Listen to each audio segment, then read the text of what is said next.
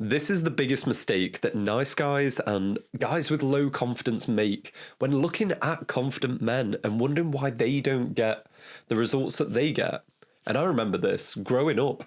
I was awful with girls. I had no girlfriends and no one really was interested. And I would look across at Elliot and see how tall he was and wish I was as tall as him. And if I was like that, then I'd get girls. Or look at Sam and see how funny he is and think, oh, if I could just be that, then maybe I'd be able to do better with girls. Whatever else I would look at of if I could just get this thing, maybe I could dress better, maybe I could be a bit smarter, then maybe I'd be able to get girls.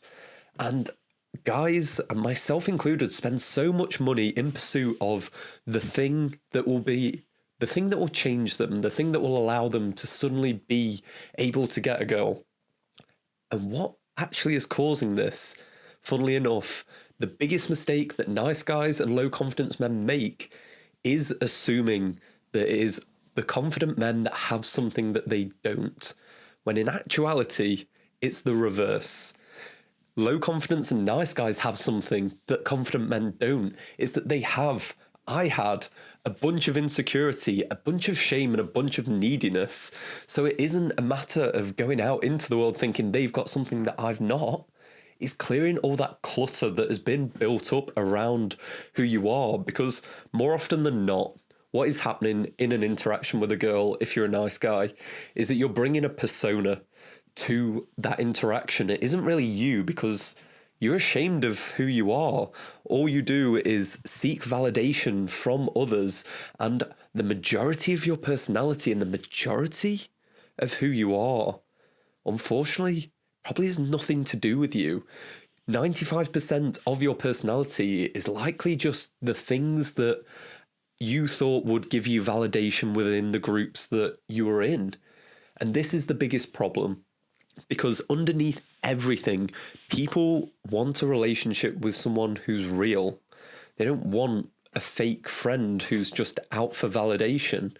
So this destroys all of low confidence men's relationships.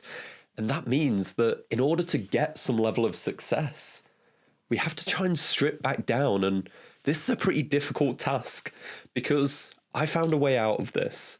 And I'm sure there are other ways, but for me personally, I actually went to counselling for like a year and a half, which is pretty embarrassing because I didn't know anyone that had done something like that previously. But what it did for me was put me in this arena where it was just like, okay, I have nothing to prove with this guy. Like, I'm quite literally paying him to be here. So there was no need to have any kind of facade anymore. You can just be who you are.